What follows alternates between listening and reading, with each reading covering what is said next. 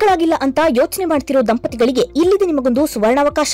ಗರ್ಭಗುಡಿ IVF centre ನಿಮಗಾಗಿ ತಂದಿದೆ ಪರಿಪೂರ್ಣ ಆಫರ್. ಐವಿಎಫ್ ಚಿಕಿತ್ಸೆ ಮೇಲೆ ಬರೋಬ್ಬರಿ 1 ಲಕ್ಷ ರೂಗಳ ಭಾರಿ ರಿಯಾಯಿತಿ. ಆಫರ್ ಪಡೆಯಲು 907-12-34-005ಗೆ ಕಾಲ್ ಮಾಡಿ ಅಪಾಯಿಂಟ್ಮೆಂಟ್ ನ ಬುಕ್ ಮಾಡಿ. ಈ ಆಫರ್ ಡಿಸೆಂಬರ್ 31, 2024 ಮಾತ್ರ.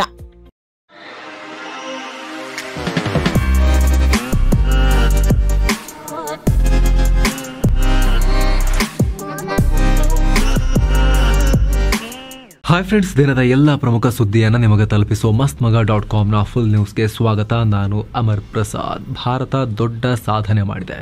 ಸಮುದ್ರದಾಳದ ಗಣಿಗಾರಿಕೆಗೆ ಉತ್ತೇಜನ ಕೊಟ್ಟಿದೆ. ಚಿನ್ನ, ಬೆಳ್ಳಿ, ತಾಮ್ರದಂತಹ ಅತ್ಯಮೂಲ್ಯ ಖನಿಜ ನಿಕ್ಷೇಪಗಳನ್ನು ಈಗ ಪತ್ತೆ ಹಚ್ಚಲಾಗಿದೆ.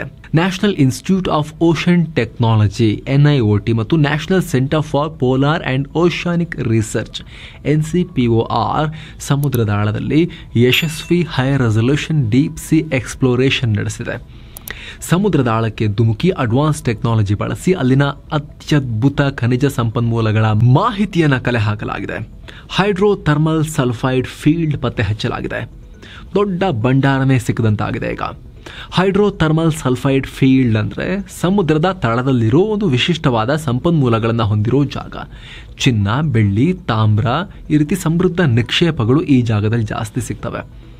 ಉತ್ತಮ ಆರ್ಥಿಕತೆಯ ಕನಸು ಕಾಣ್ತಿರೋ ಭಾರತಕ್ಕೆ ಇದು ವರದಾನ ಆಗಬಹುದು. ದೊಡ್ಡ ಪ್ರಮಾಣದಲ್ಲಿ ಎಕ್ಸ್ಟ್ರಾಕ್ಟ್ ಮಾಡೋಕೆ ಸಾಧ್ಯ ಆದರೆ ಇದಕ್ಕಾಗಿ ಆಳ ಸಮುದ್ರ ಗಣಿಗಾರಿಕೆ ಮಾಡಬೇಕಾಗತ್ತೆ. ಈ ಹೈಡ್ರೋ ಥರ್ಮಲ್ ಸಲ್ಫೈಡ್ ಫೀಲ್ಡ್ ವಿಶೇಷವಾದ ಪರಿಸರ ವ್ಯವಸ್ಥೆಯನ್ನು ಕೂಡ ಹೊಂದಿದೆ. ವೈಜ್ಞಾನಿಕ ಸಂಶೋಧನೆಗಳಿಗೂ ಸಹಾಯವಾಗುತ್ತೆ ಅಂತ ತಜ್ಞರು ಹೇಳ್ತಾ ಇದ್ದಾರೆ. ದಕ್ಷಿಣ ಹಿಂದೂ ಮಹಾಸಾಗರದಲ್ಲಿ ಸುಮಾರು 4,500 ಮೀಟರ್ ಆಳದಲ್ಲಿ ಈ ಫೀಲ್ಡ್ ಪತ್ತೆಯಾಗಿದೆ. NIOT ಅಭಿವೃದ್ಧಿಪಡಿಸಿದ autonomous under water vehicle AUV ಹಾಗೂ ಓಷನ್ ಮಿನರಲ್ ಎಕ್ಸ್ಪ್ಲೋರರ್ OME-6000 ಹೆಸರಿನ ರೋಬೋಟ್ ಆಳ ಸಮುದ್ರಕ್ಕೆ ಧುಮುಕಿ ಈ ಫೀಲ್ಡ್ನ ಫೋಟೋಗಳನ್ನು ಕ್ಯಾಪ್ಚರ್ ಮಾಡಿದೆ. ಅಲ್ಲಿನ ಪ್ರಮುಖ ಮಾಹಿತಿಯನ್ನು ಕಲೆ ಹಾಕುವಲ್ಲಿ ಯಶಸ್ವಿಯಾಗಿದೆ. ಭಾರತ ಇದೇ ಮೊದಲ ಬಾರಿಗೆ ಇಂತಹದೊಂದು ಅನ್ವೇಷಣೆ ಮಾಡಿ ಅದರಲ್ಲಿ ಸಕ್ಸಸ್ ಕಂಡಿರೋದು. ಆಳ ಸಮುದ್ರಕ್ಕೆ ಹೋಗಿ ಪತ್ತೆ ಹಚ್ಚಿರೋದು ಈ ದೊಡ್ಡ ಪ್ರಮಾಣದ ನಿಕ್ಷೇಪಗಳನ್ನು. ಎಷ್ಟು ಟನ್, ಯಾವ ಅದಿರು ಸಿಗುತ್ತೆ ಅನ್ನೋದು ಇನ್ನಷ್ಟೇ ಕ್ಲಿಯರ್ ಆಗಿ ನಂಬರ್ಸ್ ಎಸ್ಟಾಬ್ಲಿಷ್ ಆಗಬೇಕಾಗಿದೆ. ಆದರೆ ಇಡೀ ಫೀಲ್ಡ್ನಲ್ಲಿ ದೊಡ್ಡ ಪ್ರಮಾಣದಲ್ಲಿ ಖನಿಜ ಸಂಪನ್ಮೂಲಗಳಿರುವುದು, ಚಿನ್ನ, ಬೆಳ್ಳಿ, ತಾಮ್ರ ಇತ್ಯಾದಿ ಇರುವುದು ಈಗ ಕನ್ಫರ್ಮ್ ಅಂತೂ ಆಗಿದೆ. ಚೀನಾ ಸಂಬಂಧದಲ್ಲಿ ದೊಡ್ಡ ಬೆಳವಣಿಗೆಯಾಗಿದೆ. ದೀರ್ಘಕಾಲದ ಗಡಿ ಸಮಸ್ಯೆ ವಿಚಾರವಾಗಿ ಮಾತುಕತೆ ನಡೆಸೋಕೆ ಭಾರತದ ರಾಷ್ಟ್ರೀಯ ಭದ್ರತಾ ಸಲಹೆಗಾರ ಅಜಿತ್ ದೋವಲ್ ಡಿಸೆಂಬರ್ 17 ಚೀನಾಗೆ ಭೇಟಿ ಕೊಡ್ತಾರೆ ಅಂತ ಸರ್ಕಾರಿ ಮೂಲಗಳು ಮಾಹಿತಿ ನೀಡಿವೆ. ಚೀನಾದ ವಿದೇಶಾಂಗ ಸಚಿವ ವಾಂಗ್ ಯಿ ಜೊತೆಗೆ ವಿಶೇಷ ಪ್ರತಿನಿಧಿಗಳ ಮಟ್ಟದ ಮಾತುಕತೆ ನಡೆಸಲಾಗುತ್ತೆ. ಇದು ಬಹಳ ಇಂಪಾರ್ಟೆಂಟ್ ಹೆಜ್ಜೆ. ಯಾಕಂದ್ರೆ ಡಿಸೆಂಬರ್ 2019 ನಂತರ 2020 ಉಭಯ ದೇಶಗಳ ನಡುವೆ ಗಲ್ವಾನ್ ಸಂಘರ್ಷ ನಡೆದ ಬಳಿಕ ಆಗ್ತಿರುವಂತಹ ವಿಶೇಷ ಪ್ರತಿನಿಧಿಗಳ ಮಟ್ಟದ ಮೀಟಿಂಗ್ ಇದು. ಈ ಭೇಟಿ ವೇಳೆ ಹಲವು ಹಂತಗಳ ಡಿಸ್ಕಷನ್ ನಡೆಯುತ್ತೆ. ಎರಡೂ ಕಡೆಯವರಿಗೆ ಒಪ್ಪಿಗೆ ಆಗೋ ಹಾಗೆ LAC ಒಪ್ಪಂದ ಮಾಡಿಕೊಳ್ಳೋದು, LAC ಎಕ್ಸಾಕ್ಟ್ ಆಗಿ ಎಲ್ಲಿ ಬರುತ್ತೆ ಅಂತ ಗುರುತಿಸಿ ಗಡಿ ವಿವಾದಕ್ಕೆ ಒಂದು ಸ್ಟ್ರಾಂಗ್ ಆದ ಅಂತಿಮ ಪರಿಹಾರ ಹುಡುಕೋದು ಈ ಮೀಟಿಂಗ್ನ ಉದ್ದೇಶ.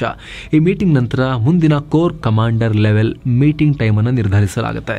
ಅಂದಹಾಗೆ 2 ತಿಂಗಳ ಹಿಂದೆ ಲೈನ್ ಆಫ್ ಆಕ್ಚುಯಲ್ ಕಂಟ್ರೋಲ್ನಲ್ಲಿ 2 ಕಡೆಯ ಸೈನಿಕರನ್ನ ಹಿಂದಕ್ಕೆ ಕರೆಸಿಕೊಂಡು ನಾರ್ಮಲ್ ಆಗಿ ಗಸ್ತು ತಿರುಗೋಕೆ ಒಪ್ಪಂದ ಮಾಡಿಕೊಳ್ಳಲಾಗಿತ್ತು.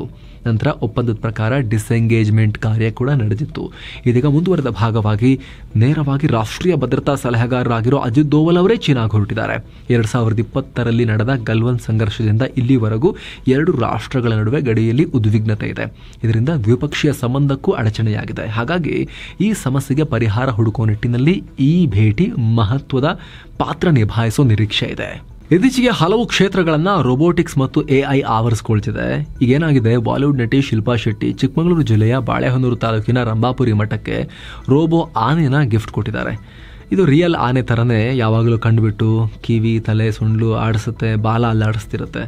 ಇದು ಮಠದ ಆವರಣದಲ್ಲೇ ಇದ್ದು ಭಕ್ತರಿಗೆ ಆಶೀರ್ವಾದ ಮಾಡೋ ಒಂದು ರೋಲನ್ನು ಕೂಡ ನಿಭಾಯಿಸುತ್ತಂತೆ. 100 ಭಕ್ತರು ಆಲ್ರೆಡಿ ಈ ರೋಬೋ ಆನೆಯಿಂದ ಆಶೀರ್ವಾದವನ್ನು ಪಡೆದು ಫೋಟೋ ಕೂಡ ತಗೊಂಡು ಹೋಗಿದ್ದಾರೆ, ಸೆಲ್ಫಿ ಎಲ್ಲ. ಅಂದಹಾಗೆ ಶಿಲ್ಪಾ ಶೆಟ್ಟಿ ರಿಯಲ್ ಆನೆಯನ್ನೇ ಕೊಡೋಣ ಅಂತಿದ್ರಂತೆ. ಆದರೆ ಕಾನೂನು ಸಮಸ್ಯೆ ಆಗುತ್ತೆ ಅಂತ ಆನೆ ಥರದ್ದೇ ರೋಬೋಟ್ ಕೊಡ್ತೀನಿ ಅಂತ ಕೊಟ್ಟಿದ್ದಾರೆ. ಮಠದ ಶ್ರೀಗಳು ಇದನ್ನು ಬಹಳ ಖುಷಿಯಿಂದ ಸ್ವಾಗತ ಮಾಡಿ ತಗೊಂಡು ಹೋಗಿ ಮಠದ ಮುಂದೆ ಇಟ್ಕೊಂಡಿದ್ದಾರೆ. ಬಿಗ್ ಬಾಸ್ ಸ್ಪರ್ಧಿ ಡ್ರೋನ್ ಪ್ರತಾಪ್ಗೆ ಮತ್ತಷ್ಟು ಸಂಕಷ್ಟ ಎದುರಾಗಿದೆ. ಸೋಡಿಯಂ ಸ್ಫೋಟ ಮಾಡಿ ದೊಡ್ಡ ವಿವಾದ ಆಗಿತ್ತಲ್ಲ, ಕೇಸೆಲ್ಲ ಆಗಿತ್ತಲ್ಲ. ಈಗ ಮುಖ್ಯಮಂತ್ರಿಗಳ ಕಚೇರಿನೇ ಇದಕ್ಕೆ ಸಂಬಂಧಪಟ್ಟಂತೆ ವರದಿ ಕೊಡಿ ಅಂತ ಮಾಲಿನ್ಯ ನಿಯಂತ್ರಣ ಮಂಡಳಿ ಕೇಳಿದೆ. ಈ ಸಂಬಂಧ ಮಾಲಿನ್ಯ ನಿಯಂತ್ರಣ ಮಂಡಳಿ ಮಧುಗಿರಿ ಸಿಪಿಐ ಕಚೇರಿಗೆ ತೆರಳಿ ಮಾಹಿತಿಯನ್ನು ಪಡ್ಕೊಂಡಿದ್ದಾರೆ. ಇನ್ನು ಈ ಪ್ರಕರಣ ಸಂಬಂಧ ಬಂಧನಕ್ಕೊಳಗಾಗಿರೋ ಡ್ರೋನ್ ಪ್ರತಾಪ್ರನ್ನ ಮಧುಗಿರಿ ಕೋರ್ಟ್ ಇದೀಗ 10 ದಿನ ನ್ಯಾಯಾಂಗ ಬಂಧನಕ್ಕೆ ಒಪ್ಪಿಸಿ ಜೈಲಿಗೆ ಕಳಿಸಿದೆ. ಕಾಂಗ್ರೆಸ್ ಸಂಸದೆ ಪ್ರಿಯಾಂಕಾ ಗಾಂಧಿ ವಾದ್ರಾ ಇದೀಗ ಬ್ಯಾಗ್ ವಿಚಾರವಾಗಿ ವಿವಾದಕ್ಕೀಡಾಗಿದ್ದಾರೆ. ಪ್ಯಾಲೆಸ್ತೇನ್ ಹೆಸರು ಬರೆದುಕೊಂಡಿರೋ ಬ್ಯಾಗ್ ತಗೊಂಡು ಪ್ರಿಯಾಂಕಾ ಸಂಸತ್ ಪ್ರವೇಶ ಮಾಡಿದ್ರು. ಆ ಬ್ಯಾಗ್ ಮೇಲೆ ವಾಟರ್ ಮೆಲನ್ ಕಲ್ಲಂಗಡಿ ಚಿತ್ರ ಕೂಡ ಇದೆ. ಪ್ಯಾಲೆಸ್ತೇನ್ ಒಗ್ಗಟ್ಟಿನ ಸಂಕೇತ ಅಂತ ಕರೆಸ್ಕೊಳ್ಳುತ್ತೆ. ಪ್ಯಾಲೆಸ್ತೇನ್ ಧ್ವಜದ ಕಲರ್ನಲ್ಲೂ ಕೂಡ ನಿಮಗೆ ರೆಡ್, ಗ್ರೀನ್ ಮತ್ತು ಬ್ಲ್ಯಾಕ್ ಕಾಣೋಕೆ ಸಿಗುತ್ತಲ್ಲ. ಈ ರೀತಿಯ ಒಂದು ಬ್ಯಾಗನ್ನು, ಪ್ಯಾಲೆಸ್ತೇನ್ ಅಂತ ಬರೆದಿರೋ ಈ ಬ್ಯಾಗನ್ನು ಪ್ರಿಯಾಂಕಾ ಗಾಂಧಿ ತೊಗೊಂಬಂದಿದ್ರು. ಸುಮ್ಮನೆ ತೊಗೊಂಬಂದಿರಲಿಲ್ಲ, ಹಿಂಗೆ ಹಿಡ್ಕೊಂಡು ಒಂದ್ಸಲಿ ಫೋಟೋ ತೆಗೆಸ್ಕೊಂಡಿದ್ರು. ಅದಾದಮೇಲೆ ಕಾರ್ನಲ್ಲಿ ಕೂರಬೇಕಾದ್ರೂ ಕೂಡ ಅಷ್ಟೇ, ಯೂಶ್ವಲಿ ಕಾರಲ್ಲಿ ಕೂತ್ಕೊಂಡು ಹಿಂಗೆ ಇಟ್ಕೊಳ್ತಾರಲ್ಲ, ಇವರು ಅದನ್ನು ನಿಧಾನಕ್ಕೆ ಸ್ಲೋ ಮೋಷನಲ್ಲಿ ಹೀಗೆ ಇಟ್ಕೊಂಡು ಹಿಂಗೆ ನೋಡ್ಕೊಂಡು ಓಕೆ ಬಂತ ವಿಡಿಯೋದಲ್ಲಿ ಅನ್ನೋ ರೀತಿಯಲ್ಲಿ ಆ ಬ್ಯಾಗನ್ನು ಇಟ್ಕೊಂಡಿದ್ದು. ಇದೆಲ್ಲವೂ ಕೂಡ ಫೋಟೋಸ್ ಮತ್ತು ವಿಡಿಯೋಸ್ ಆದವು. ಇದನ್ನು ಕಾಂಗ್ರೆಸ್ ಪಾರ್ಟಿ ಎಲ್ಲ ಕಡೆ ಶೇರ್ ಮಾಡ್ತು.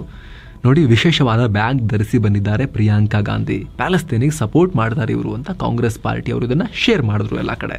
ಇದಕ್ಕೀಗ ಬಿಜೆಪಿ ಕಡೆಯಿಂದ ಭಾರಿ ಟೀಕೆಗಳು ವ್ಯಕ್ತ ಆಗಿವೆ. ಬಾಂಗ್ಲಾ ಹಿಂದೂಗಳ ಮೇಲೆ ನಡೀತಾ ಇರೋ ಹಿಂಸಾಚಾರ ಸಂಬಂಧ ಪ್ರಿಯಾಂಕಾ ಗಾಂಧಿ ಯಾಕಿನ್ನೂ ಮೌನ ವಹಿಸಿದ್ದಾರೆ ಅಂತ ಬಿಜೆಪಿ ಪ್ರಶ್ನೆ ಮಾಡಿದೆ. ಯಾವಾಗಲೂ ಕೂಡ ಇವರು ತುಷ್ಟೀಕರಣದ ಚೀಲವನ್ನೇ ಹೊತ್ಕೊಂಡು ಓಡಾಡ್ತಾರೆ. ಕಾಂಗ್ರೆಸ್ನ ಈ ಒಂದು ಫ್ಯಾಮಿಲಿಯವರು ಚುನಾವಣೆಯಲ್ಲಿ ಸೋಲೋಕೆ ಈ ತುಷ್ಟೀಕರಣದ ಚೀಲವೇ, ಈ ಬ್ಯಾಗೇಜೇ ಕಾರಣ ಅವ್ರದ್ದು ಅಂತ ಬಿಜೆಪಿ ಟೀಕಿಸಿದೆ. ಇದೆಲ್ಲ ಆದಮೇಲೆ ಪ್ರಿಯಾಂಕಾ ಗಾಂಧಿಯಿಂದ ರಿಯಾಕ್ಷನ್ ಕೂಡ ಬಂತು. ಈ ಸಮಾಜದಲ್ಲಿನ ಪುರುಷ ಪ್ರಧಾನ ವ್ಯವಸ್ಥೆಯ ಪರಿಣಾಮ ಈ ರೀತಿ ಟೀಕೆ ಎಲ್ಲ ಬರ್ತಾ ಇದೆ. ನನಗೆ ಇಷ್ಟ ಬಂದಿದ್ದು ನಾನು ಇಟ್ಕೊತೀನಿ ಬ್ಯಾಗು, ಇಷ್ಟ ಬಂದಿದ್ದು ಧರಿಸ್ತೀನಿ ಅಂತ ಹೇಳಿಕೆಯನ್ನು ಕೊಟ್ಟರು. ಅದಾದಮೇಲೆ ಬಾಂಗ್ಲಾದಲ್ಲೂ ಕೂಡ ಹಿಂಗೆಲ್ಲ ಆಗ್ತಿದೆಯಲ್ಲ, ಯಾಕೆ ಮಾತಾಡ್ತಿಲ್ಲ ಅನ್ನೋ ಪ್ರಶ್ನೆಗೆ ಆ ವಿಚಾರವನ್ನು ಕೂಡ ನಾನು ರೈಸ್ ಮಾಡ್ತೀನಿ ಅಂತ, ಆಮೇಲೆ ಆ ವಿಚಾರವನ್ನು ಕೂಡ, ಬಾಂಗ್ಲಾ ಹಿಂದೂಗಳ ವಿಚಾರವನ್ನು ಕೂಡ ಪ್ರಿಯಾಂಕಾ ಗಾಂಧಿ ರೈಸ್ ಮಾಡಿದ್ರು. ಆಮೇಲೆ ಮಾಜಿ ಪ್ರಧಾನಿ ಜವಾಹರ್ಲಾಲ್ ನೆಹರು ಅವರಿಗೆ ಸಂಬಂಧಪಟ್ಟ ಐತಿಹಾಸಿಕ ಪತ್ರಗಳನ್ನು ಚೂರು ವಾಪಸ್ ಕೊಡಿ ಅಂತ ವಿಪಕ್ಷ ನಾಯಕ ರಾಹುಲ್ ಗಾಂಧಿಗೆ ಇದೀಗ ಕೇಂದ್ರ ಸರ್ಕಾರ ಕೇಳಿಕೊಂಡಿದೆ. ಪ್ರಧಾನಮಂತ್ರಿಗಳ ವಸ್ತು ಸಂಗ್ರಹಾಲಯ ಮತ್ತು ಗ್ರಂಥಾಲಯ ಈ ಮನವಿ ಮಾಡಿಕೊಂಡಿದೆ. 20ನೇ ಶತಮಾನದ ಪ್ರಭಾವಿ ವ್ಯಕ್ತಿಗಳಾದ Albert Einstein, Jayaprakash Narayan, Lord ಮೌಂಟ್ ಬ್ಯಾಟನ್ರ ಪತ್ನಿ Edwina Mountbatten, Padmaja Naidu, Vijayalakshmi Pandit, Aruna Asaf Ali, Babu Jagjivan Ram, ಹೀಗೆ ಅನೇಕರಿಗೆ ನೆಹರು ಪತ್ರವನ್ನು ಬರೆದಿದ್ರು. ಒಟ್ಟು 51 ಬಾಕ್ಸ್ ಲೆಟರ್ ಇತ್ತು. 1971ನಲ್ಲಿ ಜವಾಹರ್ಲಾಲ್ ನೆಹರು ಮೆಮೋರಿಯಲ್ ಫಂಡ್ ಇದನ್ನು PMMLಗೆ ಕೊಟ್ಟಿತ್ತು. ಆದರೆ 2008ರಲ್ಲಿ UPA ಸರ್ಕಾರ ಇದ್ದಾಗ ಸೋನಿಯಾ ಗಾಂಧಿ ಅವರು ಲೆಟರ್ ಬರೆದು ಅದನ್ನು ತಗೊಂಡು ಹೋಗಿ ಪ್ರೈವೇಟ್ ಆಗಿ ಸ್ಟೋರ್ ಮಾಡಿರ್ತೀವಿ ಕೊಡಿ ಅಂತ ತಗೊಂಡು ಹೋಗಿದ್ದಾರೆ. ಅದನ್ನೀಗ ವಾಪಸ್ ಕೊಡಿ ಅಂತ ಪ್ರಧಾನಮಂತ್ರಿಗಳ ವಸ್ತು ಸಂಗ್ರಹಾಲಯ ಕೇಳಿದೆ ರಾಹುಲ್ ಗಾಂಧಿಗೆ. ಐತಿಹಾಸಿಕ ಪತ್ರಗಳಾಗಿರೋ ಕಾರಣ ಇದನ್ನು ವಾಪಸ್ ಕೊಡಿ, ಇದು ಸ್ಕಾಲರ್ಸ್ಗೆ, ಸಂಶೋಧಕರಿಗೆ ಸಹಾಯ ಆಗುತ್ತೆ ಅಂತ ಕೇಳಲಾಗಿದೆ. ಅದಕ್ಕೆ ಸದ್ಯಕ್ಕೆ ಯಾವುದೇ ರಿಯಾಕ್ಷನ್ ಅಥವಾ ರಿಪ್ಲೈ ರಾಹುಲ್ ಗಾಂಧಿಯಿಂದ ಬಂದಿರೋದು ವರದಿಯಾಗಿಲ್ಲ. ಪ್ರಸಿದ್ಧ ತಬಲಾ ವಾದಕ ಜಾಕಿರ್ ಹುಸೇನ್ ಇದೀಗ ನಿಧನರಾಗಿದ್ದಾರೆ. 73 ವರ್ಷ ವಯಸ್ಸಾಗಿತ್ತು ಇವರಿಗೆ. ಅಮೆರಿಕದ ಸ್ಯಾನ್ ಫ್ರಾನ್ಸಿಸ್ಕೋ ಆಸ್ಪತ್ರೆಯಲ್ಲಿ ಕೊನೆಯುಸಿರೆಳೆದಿದ್ದಾರೆ. ಲಂಗ್ಸ್ಗೆ ಸಂಬಂಧಪಟ್ಟ, ಶ್ವಾಸಕೋಶಕ್ಕೆ ಸಂಬಂಧಪಟ್ಟ ಸಮಸ್ಯೆಯಿಂದ ಇವರು ಬಳಲ್ತಾ ಇದ್ರು. ಶ್ರೇಷ್ಠ ತಬಲಾ ವಾದಕರಾಗಿದ್ದ ಹುಸೇನ್ ಅವರು ತಮ್ಮ ಪತ್ನಿ ಆಂಟೋನಿಯೋ ಮೆನೆಕೋಲಾ, ಪುತ್ರಿಯರಾಗಿರೋ ಅನಿಸಾ ಕುರೇಶಿ ಮತ್ತು ಇಸಾಬೆಲ್ಲಾ ಕುರೇಶಿ ಅವರನ್ನು ಅಗಲಿದ್ದಾರೆ.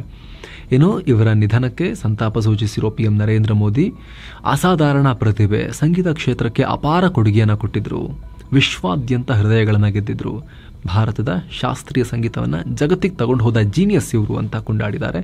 ಇನ್ನೂ ಹಲವರು ದೇಶದಾದ್ಯಂತ ಸಂತಾಪವನ್ನು ವ್ಯಕ್ತಪಡಿಸ್ತಾ ಇದ್ದಾರೆ.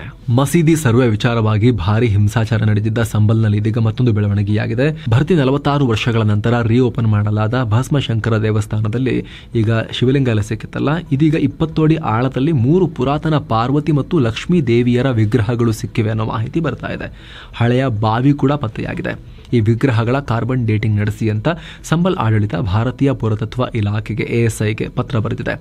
ಸ್ಥಳದಲ್ಲಿ ಯಾವುದೇ ಅಹಿತಕರ ಘಟನೆ ನಡೆಯದಂತೆ ಸ್ಥಳೀಯ ಜಿಲ್ಲಾಡಳಿತ ಮುನ್ನೆಚ್ಚರಿಕಾ ಕ್ರಮವಾಗಿ CCTV ಕ್ಯಾಮೆರಾಗಳನ್ನು ಅಳವಡಿಸಿದೆ. ಸೆಕ್ಯೂರಿಟಿ ಗಾರ್ಡ್ಗಳನ್ನು ಕೂಡ ನೇಮಿಸಿದೆ.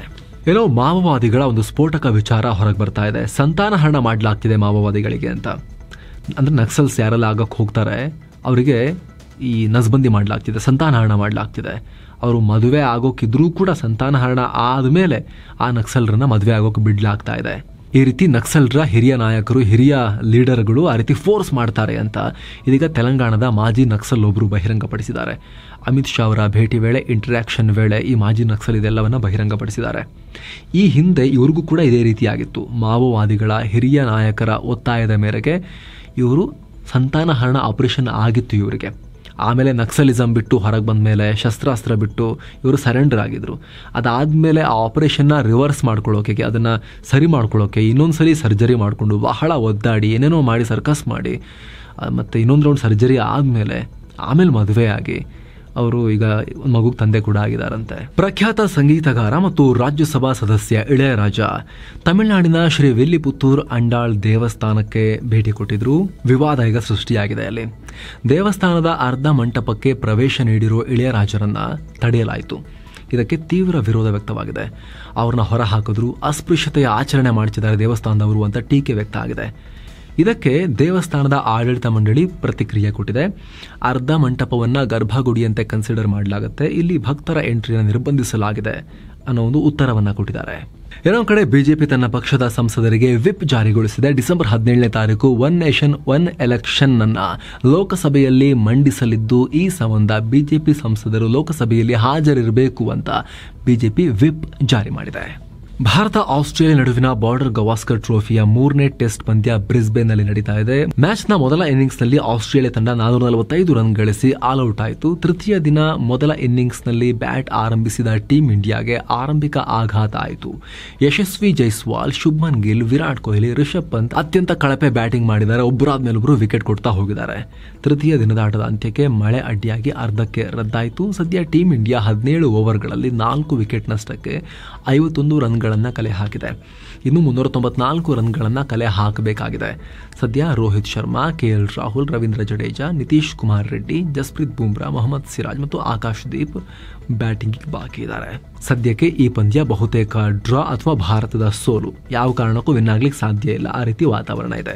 ಇನ್ನು ಷೇರುಪೇಟೆ ವಿಚಾರಕ್ಕೆ ಬಂದ್ರೆ ಸೆನ್ಸೆಕ್ಸ್ 384 ಪಾಯಿಂಟ್ಸ್ ಕಮ್ಮಿಯಾಗಿ 81,748ಕ್ಕೆ, ನಿಫ್ಟಿ 100 ಪಾಯಿಂಟ್ಸ್ ಕಮ್ಮಿಯಾಗಿ 24,668ಕ್ಕೆ ತಲುಪಿದೆ. ಅಮೆರಿಕದ ಫೆಡರಲ್ ರಿಸರ್ವ್ ಮೀಟಿಂಗ್ ಹಿನ್ನೆಲೆಯಲ್ಲಿ ಹೂಡಿಕೆದಾರರು ಜಾಗರೂಕರಾಗಿ ವಹಿವಾಟು ನಡೆಸಿದ್ದಾರೆ.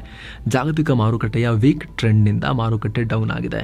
ಐಟಿ ಮತ್ತು ಫಿನಾನ್ಷಿಯಲ್ಸ್ ನಲ್ಲಿ ಭಾರಿ ಸೆಲ್ ಆಫ್ ಆಗಿದೆ. Titan, Hindalco, Adani Ports, TCS, Tech Mahindra ಷೇರುಗಳು ಕುಸಿತ ಕಂಡಿವೆ. Reddy's Laboratories, IndusInd Bank, HDFC Life, Power Grid Corporation, Bajaj Finance ಷೇರುಗಳು ಪ್ಲಸ್ನಲ್ಲಿದ್ವು. ಇನ್ನು ಡಾಲರ್ ಮುಂದೆ ರೂಪಾಯಿ ಮೌಲ್ಯ 8 ಪೈಸೆ ಇಳಿಕೆಯಾಗಿ 84 ರೂಪಾಯಿ 88 ಪೈಸೆಯಾಗಿದೆ. ಇನ್ನು ಚಿನ್ನ ಮತ್ತು ಬೆಳ್ಳಿ ಬೆಲೆ ವಿಚಾರಕ್ಕೆ ಬಂದ್ರೆ 24 ಕ್ಯಾರೆಟ್ನ 10 ಗ್ರಾಂ ಚಿನ್ನದ ಬೆಲೆಯಲ್ಲಿ 14 ರೂಪಾಯಿ ಕಮ್ಮಿಯಾಗಿ 76,908 ರೂಪಾಯಿ ಆಗಿದೆ. 22 ಕ್ಯಾರೆಟ್ನ 10 ಗ್ರಾಂ ಚಿನ್ನದ ಬೆಲೆಯಲ್ಲಿ 13 ರೂಪಾಯಿ ಕಮ್ಮಿಯಾಗಿ 70,448 ರೂಪಾಯಿ ಆಗಿದೆ. 1 ಕೆಜಿ ಬೆಳ್ಳಿ ಬೆಲೆಯಲ್ಲಿ 461 ರೂಪಾಯಿ ಕಮ್ಮಿಯಾಗಿ 89,515 ರೂಪಾಯಿ ಆಗಿದೆ. ಸೊ ಫ್ರೆಂಡ್ಸ್, ಇದಾಗಿತ್ತು ಇವತ್ತಿನ ಫುಲ್ ನ್ಯೂಸ್. ನಾವು ಕೊಯ್ದಿಲ್ಲ, ಎಳೆದಿಲ್ಲ, ಕಿರ್ಚಾಡಿಲ್ಲ, ಬರೀ ಸುದ್ದಿ ರೀತಿಯಲ್ಲಿ ತಲುಪಿಸುವ ಪ್ರಯತ್ನವನ್ನ ಮಾಡಿದ್ದೀವಿ. ನಮ್ಮ ಈ ಪ್ರಯತ್ನ ನಿಮಗೆ ಇಷ್ಟ ಆಗ್ತಾ ಇದ್ರೆ ದಯವಿಟ್ಟು mastmagga.com ನ ಚಾನಲ್ಗೆ ಸಬ್ಸ್ಕ್ರೈಬ್ ಮಾಡಿ, ಪಕ್ಕದ ಬೆಲ್ ಐಕಾನ್ ಮೇಲೆ ಕ್ಲಿಕ್ ಮಾಡೋದನ್ನ ಯಾವುದೇ ಕಾರಣಕ್ಕೂ ಮರೆಯಬೇಡಿ. Thank you so much. ಮತ್ತೆ ಭೇಟಿ ಆಗ್ತಿರೋಣ. ನಮಸ್ತೆ.